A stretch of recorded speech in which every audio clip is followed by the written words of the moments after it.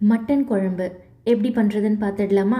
அதுக்கு முதல்ல குக்கரில் 2 ஸ்பூன் எண்ணெய் சேர்த்துக்கோங்க. எண்ணெய் காஞ்சதுக்கப்புறமா ஒரு பெரிய வெங்காயம் நீளவாக்கில் கட் பண்ணி சேர்ந்துருக்கேன்.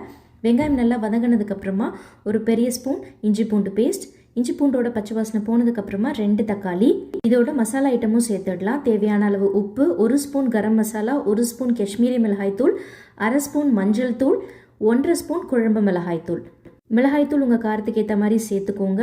1/2 டம்ளர் தண்ணி சேர்த்துட்டு மசாலாவோட பச்சை வாசனை போகிற அளவுக்கு நல்லா கொதிச்சு வரட்டும்.